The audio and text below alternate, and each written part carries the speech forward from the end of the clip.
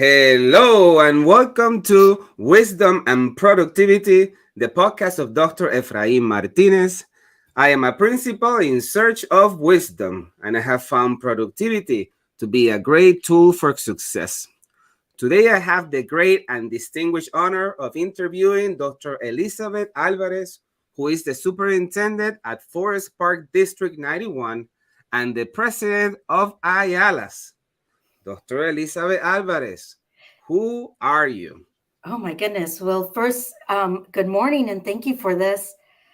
Who am I? Um, I honestly just feel like I'm a human being on this earth temporarily, and we only get this moment in time to do certain things. And so I live my life with ministry and passion and wanting to leave behind a better world, a better place. Because again, I'm just visiting for a little bit. And I get the privilege of living sometimes a little longer than some of my other people. Some don't get to be on this earth as long as others. And so you got to do what's right and do what's best and be kind to others and understanding. And so I had to really think about that because normally before I would have answered, I'm a woman, I'm a mother, I'm an educator, but honestly, now at this age, I'm just a human being, um, visiting and doing what's right on earth. And when I don't do what's right because of mistakes, reflect on it, be thoughtful, and get better the next day. That is very profound, Elizabeth. Can you, so we can understand this type of answer, can you walk us through your professional trajectory up to this point? Sure. Ooh, becoming a teacher became a passion of mine right out of high school. I do share my story a lot and how I didn't have the best education in my elementary years. And then my high school teachers really like lit my fire and allowed me to just really feel that educators were just the answer and they had so much power. Many of us in that high school went into education because of my high school teachers. And so started into education, became a teacher, became a middle school science teacher, started out in Little Village, was there for 9 years, thought I would retire there, loved my children there. I think the biggest thing that happened to me during those early years is that I was outliving many of my children. Um, Weekends would happen, and I would come on a Monday and find out one of my babies was taken away because of gang violence, and so that was really hard for me because at the time I thought, oh, I can't do this anymore, um, and I wasn't really necessarily educating, even though I would plan for like an hour long of science. Sometimes it became 30 minutes and sometimes it became 15 minutes because before SEL was anything of SEL, I was doing a lot of social emotional um, support for my students who, like me, as I mentioned, being a human being, um, felt like their lives were going to be short. Um, and why would we want to even learn about science when the world out there cannot be as welcoming and understanding? And so my life as an educator became one of mom, became one of I'm here to listen to you, um, to understand them and allow them to cry, because sometimes they didn't have that at home either. Um, I eventually left and went to Sawyer, which is by Gage Park, and very differently, all of a sudden I realized I was teaching. So my lesson plans changed from you, girl, you got to start planning a little bit more because my students there were just ready to learn. And honestly, I feel it was there that I became a better teacher, because when I was at Eli Whitney, I didn't really get to practice that part of curriculum and teaching and learning because they go hand in hand. I could teach, it doesn't mean they're learning. Um, but definitely it was there.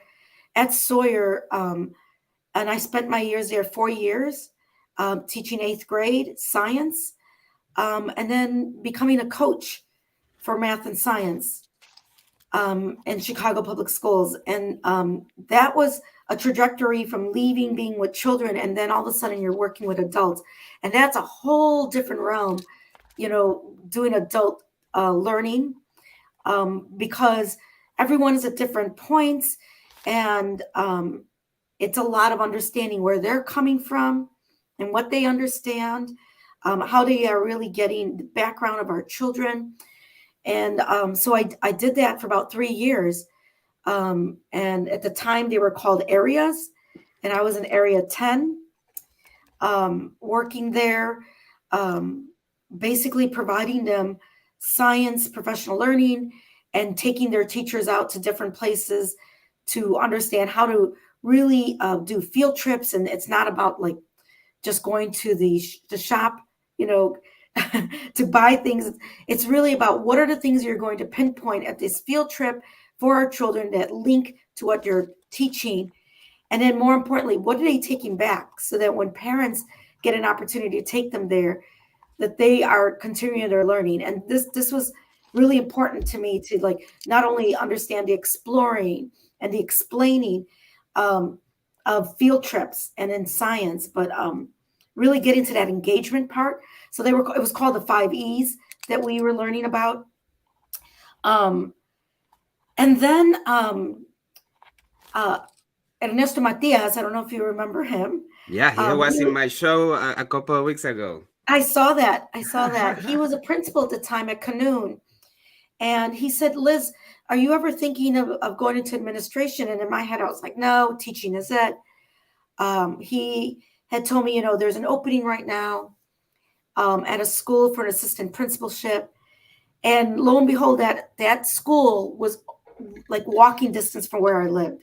Wow. And in my head, I thought, no way possible am I going to get hired there. And I did. And I had the honor and privilege of working under Victor Simon, who is the superintendent at Burridge right now. I was a superintendent for 2 years, and Victor's trajectory, he was moving out and about. And the first thing he told me was, you got to get on the principal list. And I'm like, why? Why do I want to do that? I just became an assistant principal. He's like, no, you got to get on the principal list. And so I started working and got in the principal list. And during that time, I got to meet Rachel Curtis, Elizabeth City, when I was working to become a principal. And they were really instrumental in my thinking about my strategies in becoming a leader. I still use their work to this day. And Victor went on to become a chief, and then later on a superintendent. And so I became an interim principal there at Dorr Elementary. And I remember telling them, like, you should continue to look at other candidates. You should not just settle because I was the assistant principal. I'll go through the same interview process because I want to be treated exactly the same. And I want you to feel good that you're hiring the right person. And so that's why I decided, don't hire me right away. Give me 6 months and see how you feel about it. So I did 6 months of like interim principal, knowing that if I wasn't chosen, I would not get that position. And they did. They took me on as principal, and I was there for a good 6 years.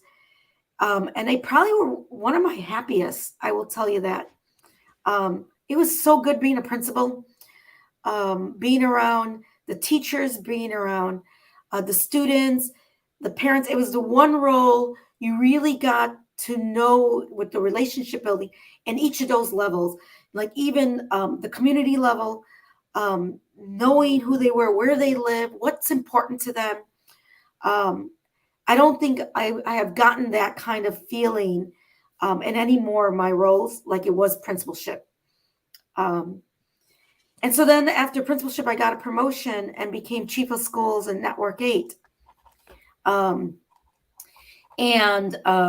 there was no like support going from principalship to chief, it was one of the things I did to tell Chicago Public Schools, like, you really need to support that transition, because it was not easy. It was not easy. You get 32 schools, and you want to do well. You want them to know that you're there to support them. And it was rough. I remember those first years were really rough, and it was my last, because I was there for 5 years. The first 2 years were really like, you're on this sink or swim. And a lot of times, people talk about being the feet like this, just paddling, and you're steady on top. But you're just nervous the entire time. And the last 3 years, we did some really wonderful work at Network 8. We did some equity work. We did some observation feed work with Bambrick's work. We did Joe Feldman work. We were out there and about doing some serious work, and my principals were troopers. They were champions. I went through the pandemic with them. We went through the racial unrest that was happening after the murder of George Floyd. And then we had the loitering that happened in our schools. When in Chicago, people went out there and started looting, and some of my schools got hit where computers were taken away. And then we came back in June and we're like, what just happened? And I remember just speaking to them and using the words of be calm and be the calm, because you as a leader need to be that calm for others. And that being the calm came from Brene Brown, because I was really listening to her a lot, and thinking about, like, how do you get through this craziness that we're going through? And we're thinking the pandemic's going to be like 2-3 weeks. And it was like 4 years. No one would ever think that. 4 years of like being nervous and walking out there and like, okay, I'm not going to be near you, and wearing a mask, and, walking outside, and it's just eerie. The schools were eerie. A lot of crying was happening. And at that moment where everyone was like going through this, I realized I probably needed a change, and interviewed for Forest Park. And now there I am. I'm in Forest Park, my second year, and we're still dealing with the pandemic, and you still feel it with the community and the teachers and my children. And I'm at a point now where I feel like there's a lot of people behaving badly, and our children seeing the modeling of that, and taking it on and saying, well, this is how you behave. And then we're wondering, like, why are our children misbehaving, and why are they acting this way? Because they see us, and they're seeing how we're dealing with it. And we ourselves need that SEL work that I just told you about in the beginning. How are you supposed to go through teaching and learning when you yourself haven't really grasped those emotional changes and gotten that emotional genius that you need to get through each and every day? And I feel like I'm now, like, I went back to the 1990s where what was happening in Little Village, and they were feeling all of that. And here I am now with that unrest again. And at the same time saying, you were chugging along, we got to move forward for the sake of our children, and let's not look back, and let's not, think about that too much. But sometimes you have to slow down. But I have this urgency. And so that's where I'm at right now. Wow, that's what a trajectory. Let's try to peel that onion. Let me ask you, of all the professions in the world, at some point you decided you were going to be a teacher. Yeah. Can you tell us about that story? Yeah. So I shared this before. In elementary years, I had teachers that didn't see me necessarily being part of curriculum. Any books we read dealt with white males and what they brought to the United States, and anybody else was invisible or were not important.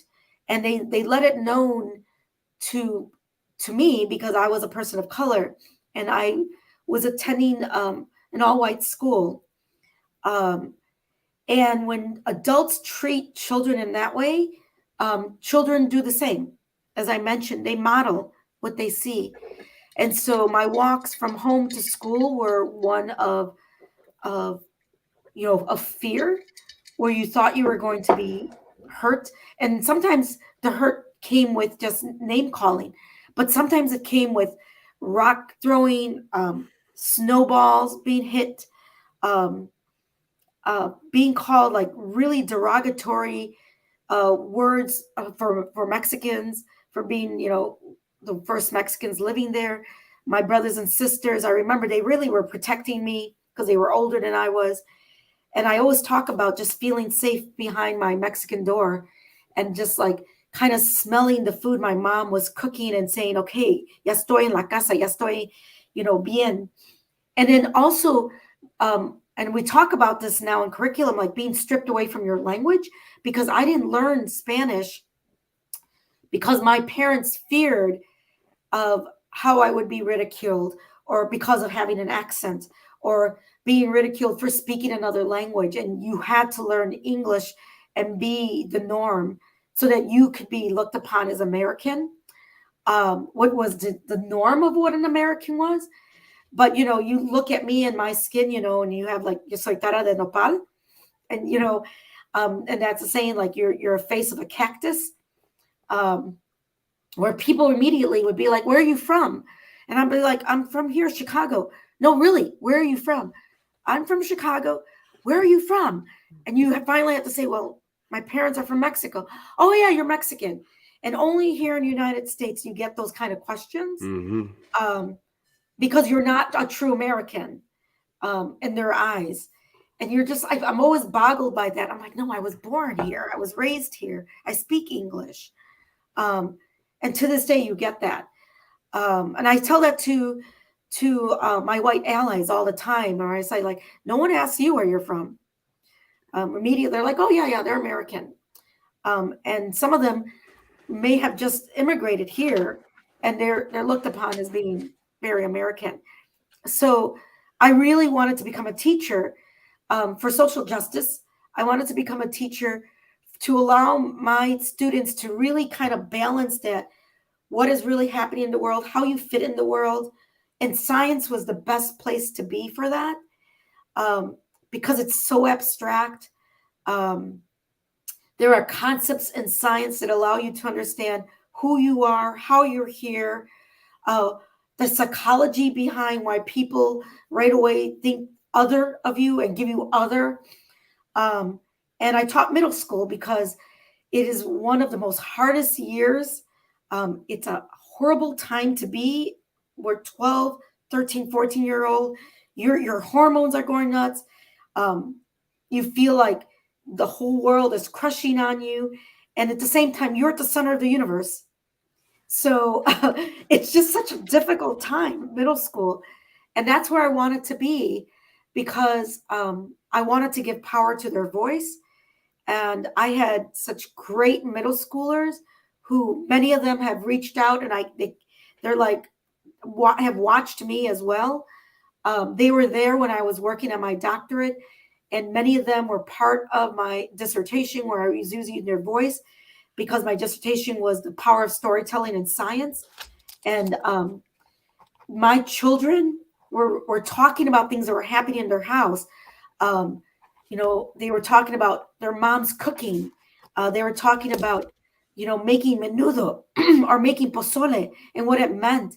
And so I would use those stories to talk about matter, to talk about, condensation, to talk about, the periodic table, all of that stuff, to let them to understand, like, yeah, everything that you're doing, the things that your parents are doing, the cooking, has everything to do with these elements. And we had some really great conversations and storytelling that they were bridging and walking out of there saying, oh, I understand it now. You got the aha moment. Yes. Um, and I left, that kind of rote, um, kind of the way I was learned. I left it behind and said, no, my students are going to help me become a better teacher. And storytelling was where it was. And it allowed me to really remember who I was, because before here I was trying to be like kind of whitewashed, um, and, not speaking Spanish and saying, like, no, I'm not even from 26th Street, I'm here teaching the children to 26th Street, like who was I thinking I was a savior? Um, and they were really saving me and reminding me, it is Latina. And that's a powerful thing. And that's something that you should be using in your leadership, and the power of being a Latina, which there's not many of us. And now here is in superintendency, there are 4 of us in the state of Illinois. That's it. Next year, there's going to be 5 of us. Um, the woman who took over for me, Lucila Davila, she is now going to be a superintendent. She now makes number 5 of Latinas in the state of Illinois. And I will tell you, the 5 of us don't really even talk. And to me, that makes me really sad, because if we did, how much stronger we would be. And the reason we don't, it's not because we dislike each other. It's because we're so busy. We're in this district and we're trying to trudge along. And the people we're keeping in contact with are the ones that are around us, the district superintendents. And we rarely get to see each other. I mean, because of conferences and stuff, and then we touch base and how's it going? And you don't have that time. And you need to do that. Particularly because there's not many of us. And so when I think about like people who are around me and supporting me, it's my white allies again, the white men who are superintendents. And when I walk into those rooms, and one of the few women in there, because there's also, not many women. And I want to say there's only 11 Latino superintendents in the state of Illinois. I could be wrong, but you could check my math, Efrain. Creo que nomás hay 11. But yeah, there's about 11 of us, and then 4 Latinas. So the rest are male. We don't necessarily have that support. You will see when you go to conferences, like now they're saying we're trying to do for Latino leadership. I know that UIC is building that same thing, trying to build people of color. And there's that 5 of us now that they should be reaching out to, saying, how did you do it? How did you make it there? And it was not easy. Not easy at all. Wow. I'm gonna right. There's so much there. I have always been curious. For the listeners of the show, I also work in Chicago Public Schools, and I had a couple of great encounters with Elizabeth. It always dawned on me that most educators like me have the EDD at the end of the name, and you have a PhD. Can you share with the listeners and viewers of the show when you decided to do that and why? Sure. So PhD people always say like, our doctorate is more so than EDDs, right? But here's the reason why we say that. Because it takes so much longer. There's research that has to be done. And not only the practical part where EDD comes in with the practice, there's the research that you have to delve in of others who may have started it, and you are using some of the research and saying, this is what I'm doing with it. And you also have to present a lot. So you have to go, and I'm trying to remember how many presentations I had to go to. And ARA is right here in Chicago. And that's what I was doing yesterday. And so it was interesting to see a lot of my past classmates who are now professors. And I decided to go in this trajectory where I'm a superintendent, and they had all these questions for me as well. But you have to do all this research and then present it and explain to them how you are using someone else's research, and then building up your own research and developing your dissertation or developing your next work. And that's where the PhD comes in, because it's the philosophy of all of that. And so there's many books. I mean, when children always find out I'm a doctor, they always say, "Oh, can you prescribe like medicine?" And I think that's hilarious when they ask it. And I said, no. I'm like, if you need a couple of books to read, I will tell you what books to read. I will direct you to the right direction. And so many times when I'm thinking of specific research, I'm like, oh, I know which book you should read. And I have tons of books from here in my office, like books in my basement, where you're just like, I got the right book for you. And sometimes the book comes back to you and sometimes it doesn't. And when it doesn't, I'm never upset about it, because I always know it's in hands that people want to use it. And there's nothing like a fresh book in your hand where you're reading it. And that's where the PhD comes in, knowing the books, knowing the research that goes behind it, whether it's Maxine Green, whether it's Pinar, whether it's Giroux, whether, it's all these people before you that have started this wonderful, wonderful work that now that I am using in my work now as a superintendent. And who now my colleagues in higher education tell me, like, it's just so different, because you're in higher ed, you're just teaching how to become a teacher, how to become a principal, and you're talking about like the curriculum studies of it. And here you're actually doing the work of all of that, and utilizing that research behind it. So I really wanted to kind of do the both behind it, to get the understanding and the practice, and knowing which books that you use. Till this day in my leadership, anything I do, there's a book behind it, which many times my leaders look at me and they're like, oh, she's going to bring a book. she's going to have to talk to us about some book. And I know my husband, who's not in education, has told me, you are the worst boss ever, because you're making them read. And he's like, if my boss made me do that, he's like, I'd be quitting immediately. So, I'm in education. It's what we do. Beautiful. So, I have never met a superintendent who has not said something like, being a principal was the best job. So let me ask you, what are one or two things that you miss about being a principal? Oh my God, there's so much. First of all, I hate to say it like your boots on the ground, but really that's what it is. And you're seeing that magic happen every single day. The work that the teachers and you are doing collaboratively, the discussions that come out of it, like, it's brainstorming and then it's put into action. And then your teachers are making it happen, and you're in the classrooms with them. And then you see it happen through the children. And then your partners, like your co-educators, are the parents. Yeah. Those are your co-educators. Those are your partners.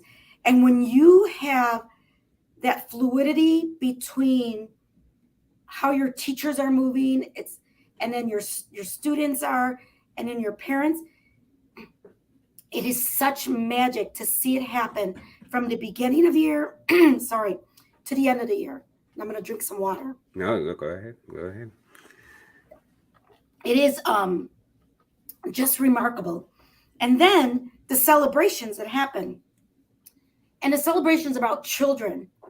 Like, that's the best thing, like, to see the success of children. It's not celebrations of adults, it's celebrations of children. And I know from speaking with my teachers when I was a principal, we were always like, what are celebrations we're going to do? What are we going to honor? And how we're going to honor some volunteers? How are we going to honor our parents? Because that's where we felt the most grateful for. And then we got those celebrations back, that we were able to party afterwards and say, wow, how much growth we made um, just in 1 year, in a few months, and monitoring it constantly. So I always looked at us as like physicians, like actual physicians, where, you knew what the problem was, you monitored it, you discussed it, you tweaked it, you tried certain things, like whenever you have some medication, you're like, let's see if this works. No, you give a little bit of dosage, a lot of dosage, um, and that's how you maneuvered it. And then you're like, yeah, now it's working. You see children learning quickly. um, and yeah, are there some downfalls? Yes. But then when you got over the hill, you're just like, oh my God, I did that. We did that together. um, it was just so great. And then just sitting there and celebrating children at the last day of school, because we used to have clap outs. Mm. And we did it together as a school. So these clap outs would happen first. Kindergarten would have their end of the year celebration that last day of school, and it was in the beginning of the school year. I mean, the beginning of this day. They would leave, parents would leave, and then they had this. We would have it at the zoo, and then the children would have free realm of the zoo with their parents. I would come back to the school. We would have our celebrations for our children, where they would get like attendance awards, academic awards, athletic awards. It was like a 2-hour celebration. Parents would come, and then I would go with my first grade teacher, who would then, because our kindergartens had left already. And so my first grade teachers had moved their children to second grade already, because it was like step up. And so my first grade teachers would come with me, and the office people and anybody who right now who wasn't connected to children. We would go to second grade, and they were first graders going into second grade. And we would then dismiss them, and we would all go out into this one doorway and clap. And we had our mask out, and we had noisemakers, and clap them out. And the parents would be out there waiting for them, cheering their mom like they were coming on a football field. And then the second grade teachers would come on with us, go to third grade, and we would do the same. And remember, those third graders were second graders moving up. We'd clap them out. And then we would move on to each grade level. And there were increments of 5 minutes. So that by the time we got to our eighth graders, who were the seventh graders, they had the entire school behind them. And we would clap them out. And we would have ribbons that said the class of. So this year would be the class of 2023. And the entire school will clap them out and cheer them on and saying, this is our class of 2023. And we would have the entire community outside cheering them on. After we were done, I'm not kidding, after they were done, we had these tricycles. All my teachers, everyone was there. We would have these tricycle races, because we were done with school. And we were like, it's time for our tricycle races. And we would go down the hallway and race, and just have a ball, knowing that we finished and did it successfully, and our children were clapped out, and we were ready to have a little bit of rest and get back to it in about 2 or 3 weeks. But that kind of feeling you don't necessarily get, because you could go ahead and suggest that to your principal, saying, let's have a clap out. But those are just suggestions. You don't want to be micromanaging that. You want your principals to kind of develop their own, like, what are they doing, because it has to come from them. And so it's a little bit different as a superintendent or as a chief of schools. You just kind of guide them, and you don't get the feeling of that last day of school. You don't necessarily get the feeling of what's happening with the teachers, because you're only there visiting sometimes, and guiding the principal, and they invite you every so often to be part of, of grade level meetings or being in the classroom. And children don't necessarily know you. They're like, oh yeah, you're that lady that comes every so often. They're just like, oh yeah, I think I remember you. And you do get to meet some parents who get to know you a little bit better, but other parents not necessarily. They know your name, but don't necessarily have a relationship with you. It's a very, very different feeling. And being a principal, you're in everything you do. Um, and, you know, it's because of that leadership of a principal that things really happen. And I really want to reiterate that you need good principals to really do the work. It's not about the superintendent or the district office. It's those principals. And if you have the right principal there, anything can happen. Anything can happen. Amen. My final follow-up question for this beautiful introduction, I'm learning so much, is after so many years in Chicago Public Schools, you transition to a suburban district as a superintendent. Mhm. There's people in the trenches that might be switching or they have switched already. What lessons have you learned about switching from one district to another? What advice do you have for the listeners and viewers? Well, first of all, the suburbs is not CPS. Um, so I will say Chicago Public Schools prepares our people well, our leaders, in regards to understanding um, the school improvement plans, to understanding looking at data. And then when you go to the suburbs, I discovered a lot of it was being done just at the district level, and the principals were not privy to any of that. And that was different for me to kind of understand, like the heavy came from there. Um, but I feel like that strips the power from the principal as well. Um, so just that's something to prepare for. There's the what is happening within our communities. Although Chicago, there are so many different neighborhoods, there's a lot of commonality within those neighborhoods. And in the suburbs, it's very different. Um, so get to know your community well. Get to know the businesses and how they are important to that community. Because there are different owners within the community that are voices in the district, the school district, and our children and our families visit, and our patrons to that business, and you don't even realize how powerful they are when it comes to what's happening in the schools. Get to know, the library, any community centers, the village. Understand how the TIFs work. Um, that's huge in the suburbs.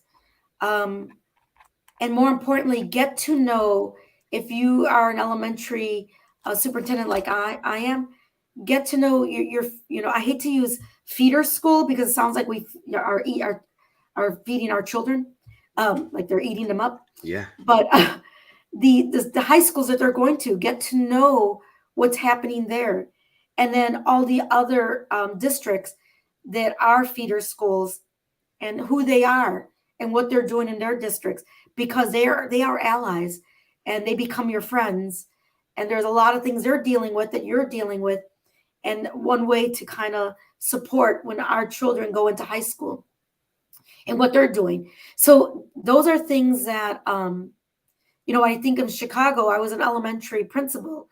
I knew of other.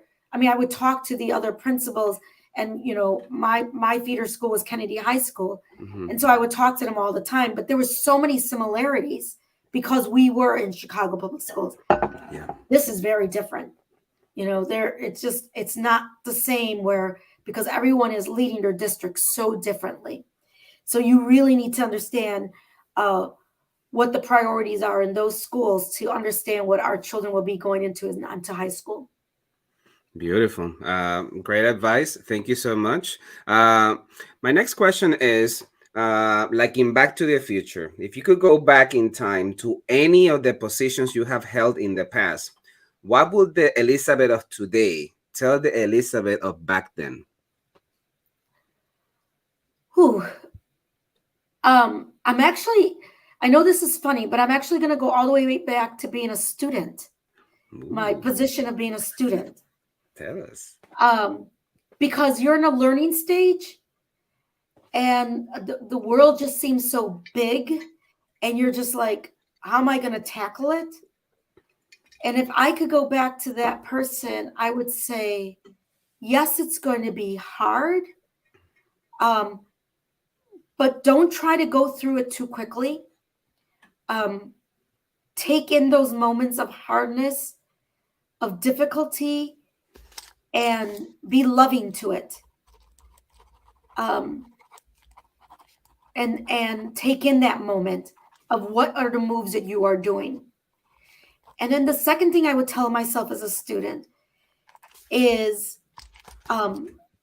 start building your support system from that point on.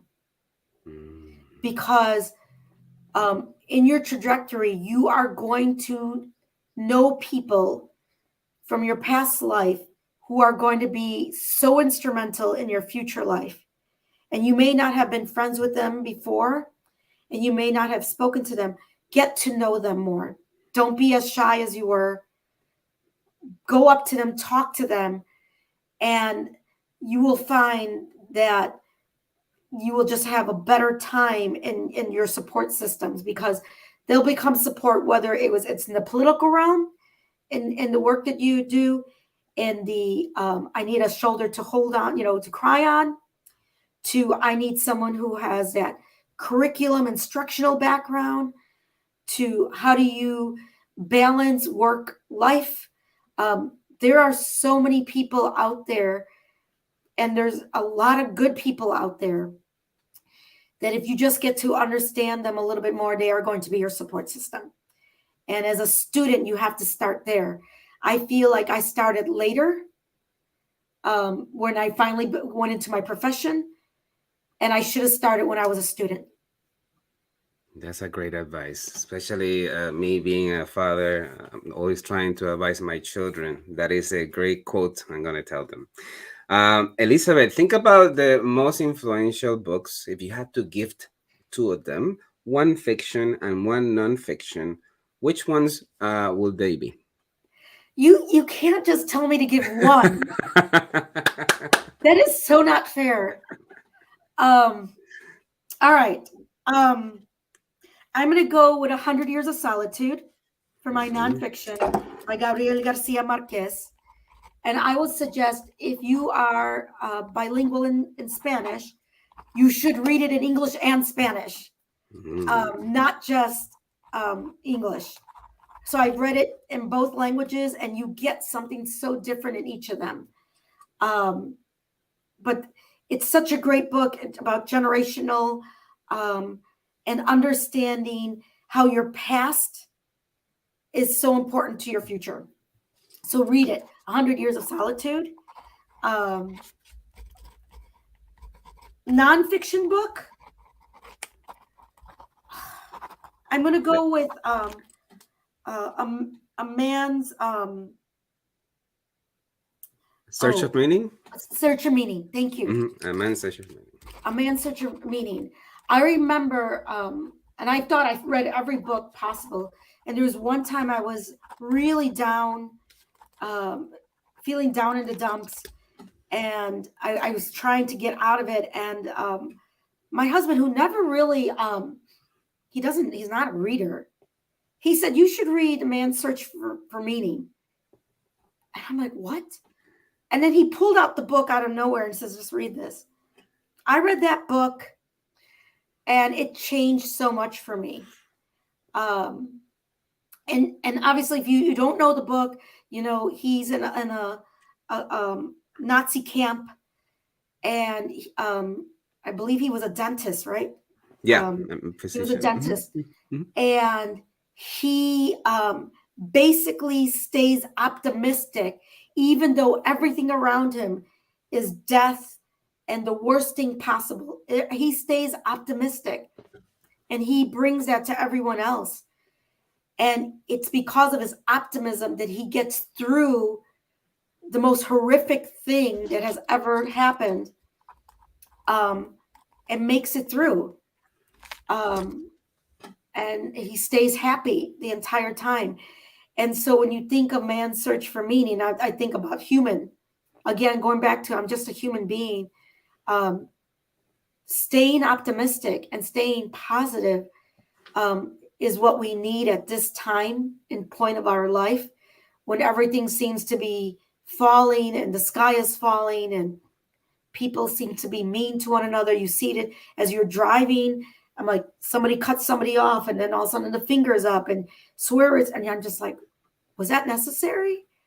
Or the fights that are happening, things that you see on TV, and it's never really good to see the news. Staying optimistic. I go back to that book. Wow. Thank you so much. Let's take a quick pause and celebrate the Teach Better community. This podcast is a proud member of the Teach Better Podcast Network. Better today, better tomorrow, and the podcast to get you there. Explore more podcasts at www.teachbetterpodcastnetwork.com. Now let's get back to the episode. Elizabeth, who is or who are your biggest influences? Ooh, there's so many. Obviously, I could go back and name family members, from my grandfather, grandmother to my parents. But I just did a chapter in a book called Curriculum Praxis that's coming out. And I wrote about William H. Schubert, who was a professor of mine. I just was able to break bread with him yesterday. Phenomenal professor. Bernardo Gallegos, another mentor. He always called himself a coyote. He passed away in 2019, right before the pandemic. I think about him each and every day. He's in spirit with me, in spirit with many of his students. And he, as I mentioned, he called himself a coyote, and I feel like now I'm that coyote howling to the moon, saying like, oh, you left this earth too soon, but left many students just really talking about his work. He did a lot of stuff with history and indigenous people and understanding your identity and performance. I think about Cynthia Barron from UIC. She was such a hard cookie, but at the same time, she was an advocate for education. Spoke with her yesterday as well. There are so many influencers. I know I'm just going to miss some. But I think the most important influencers are our youth, because they are our future. And as you watch them each and every day, they influence me and allow me to reflect on how things are really changing and how I need to really understand where they're coming from. And they are the most powerful in what is movements that are happening and really are going to change the trajectory of the world and staying positive. So they are my biggest influencers right now.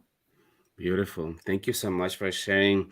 And my last wisdom, the section of wisdom question is, all of us at some point, and you made reference to it, feel that we might not be good enough, that we not be smart enough, that especially being one out of 4 Latina superintendents, I'm sure that the imposter syndrome is something that might attack. How do you address this, and what advice do you have? So, the imposter syndrome is a really interesting thing. I believe I've only felt it once, Efrain. And I don't want to sound like I'm getting like I'm a big head or anything of that sort. But it was one time when I started in Leadership Greater Chicago, and I was one of a few educators among other people who were like in the business field, medical field. And it was the first time listening to all of them. They were like in white collar, and here I was, an educator, and I felt like this little. and what was I able to contribute. And it was the first time, like, what am I doing here? How was I selected? But for everyone to know this, if you know your craft and you know it well, you have no reason to feel imposter syndrome. If your passion and you know that's your ministry, that imposter syndrome will never pop up. And it was the only time for me. And when my colleagues in Leadership Greater Chicago would walk over and talk to me, and then I was able to talk about education, it was then that I realized, oh, no. I deserve to be here. I absolutely, the same way they could talk about what it is like being a lawyer, I could talk about what it's like to be an educator, because this career is a very noble career and not many people can call themselves that. And so it was only then. And so going from becoming a principal to a chief to a superintendent, I never allowed that imposter syndrome to seep in ever, because I knew it. Beautiful. I love that. If you know your craft, you know your ministry, there's no reason to feel it. That's such a great advice. Thank you so much, Elizabeth. So let's talk about productivity. As you know, being successful includes being on top of our productivity, but this means different things for different people. What does it mean to you, and how do you get to do all these things and still live a fructiferous life? I don't advise this to anyone, because nobody could do the same thing. Like, what works for you, Ephraim, is not going to work for me. What works for another colleague. Like, I'm not a 9-to-5 person. Unfortunately, my life, and as I mentioned, my passion is my work, and I hate to call it work because I've been calling it ministry. But yeah, I'm up early. Like the early bird catches the worm kind of feeling. But how early? How early? I know I'm at my job at 7. So for some, it's not that early. When I was a principal, I was there at 6. So it all depends on where I'm at. Here, I'm at 7 o'clock. And the reason I like being there early is because it allows me to have that silence within the place I'm working for. And I need that. I don't want to just get there when staff is getting there. I don't want to just get there when children are getting there. I need to be there to feel the place I'm at. And then, once I'm there within, 40 minutes or so, then I'm out and about, trying to be in my schools, being in meetings, and it's boom, boom, boom from there. I use a calendar. I live by my calendar, but I'm also very flexible with my calendar when it comes to children, when it comes to families, and when it comes to my leaders. They're the only ones that can change it. Like, vendors cannot change it. My family can only change it if it's an emergency, but other than that, they don't even change it. They can't even call me during my work time. After 5 o'clock, I'm still working, but that's the only time they can call. So, and that's how I work. And so there are times where I'm working till 9, 10 o'clock at night. And there's other times I'm home at 6 o'clock and I'm ready for dinner. I'm ready for a walk. I'm ready to just like sit and watch nonsense TV. It's not about like criminal stuff. It's about fictional stuff, science fiction normally. It's Mandalorian.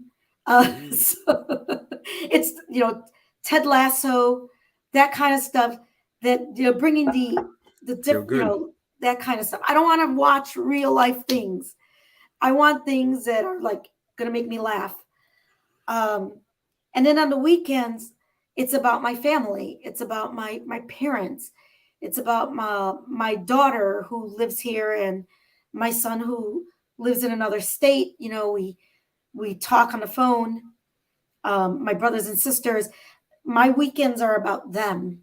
And then normally around Sunday, I could feel it dwindling down. And then it's work again at a certain time. And it goes all the way till I hit, Friday. my IALAS work, the Illinois Association of Latino Administrators and Superintendents. It's coming to an end. My presidency is ending at the end of June. We'll have a new president. I'm pretty positive it's going to be someone from the board. And it's time for them to take the torch and take IALAS to a new level. I did my 3 years. I feel very good about the 3 years, but I'm still doing the IALAS work. So sometimes it's on the weekends. We have our next one on the 22nd, the spring conference that's happening. It'll be my last one. So I'm excited about that.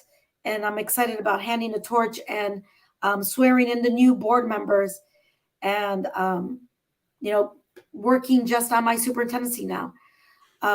There are other things I want to do, write again. As I mentioned, I have that chapter that I wrote for Teacher Press, and that's coming out. So I want to continue writing. I like writing a lot, and eventually not just doing chapters in books, but eventually getting that one book out. And maybe you and I, Ephraim, we could partner. Absolutely. Yeah, get a book out that I know that we can do. Yes. Yeah, I'm excited about doing writing. Beautiful. And then knowing the people that we know are behind us, and bringing them out, and ancestry saying, help us with writing this book. Let me ask you, when you write, it could be chapters, it could be for a book or newsletters for your district. What is the process for you to sit down and do this? Some people put music, some people put candles. What happens behind the scenes before we see the actual product? Honestly, so depending if I'm writing for my community, I think about what has happened within the week, within the quarter, that is really important, and what is going to happen in the future that needs to happen. And so I write in regards to making sure it's positive, making sure that they know the trajectory we're going through, the goals that we're hitting, and what we haven't. It's about transparency. And so you really need to bring that out. And in talking about what we've accomplished through dates, people like to see those milestones. When it comes to, so I'm thinking articles I have written, mostly in science or my life. I talk about my life. I need to sit in a space where things are other stuff I've done. And so that I could have like a blank space and say, okay, I'm going to sit here. I have a pad of paper and I write bullet points down that need to be spoken of. I also think of quotes. I'm huge with quotes that have come up, quotes that I've used, other quotes that I don't know of, and might be looking for to inspire me, to get me through the writing. There's a lot of them that are out there. Brene Brown, as I mentioned, are big ones that I use from her. Amanda Gorman is another one. She's been awesome. I've been using a lot of her quotes. Maya Angelou, Michelle Obama. I'm going to women and women of color, Frida Kahlo, to really get me energized in my writing. And then I go back to people have told me things, Sylvia Garcia was a mentor of mine before I became a principal. And I remember her telling me how to tough it out and, not to let things get to me. I think about my grandmother, who had these really crazy dichos in Spanish that I go to a lot of times. I don't even think, like, she would say things like "come gato seco," or gato frito, and I'm like, who is this gato frito? And why is she always killing this cat? Why are we eating this cat? But she would do it to get strong. Like, who cares about it? And I use it to this day. That she would. It was just kind of funny sayings, and these dichos, these sayings, are what I use to get me inspired to write. Beautiful. You know, Steve Jobs said that life only makes sense when you look back and connect the dots, and you make the same comment when you will advise you yourself when you were a student, that everything that we do is a lesson. Thank you so much, Elizabeth. Any last thoughts you would like to share with the listeners and viewers of the show?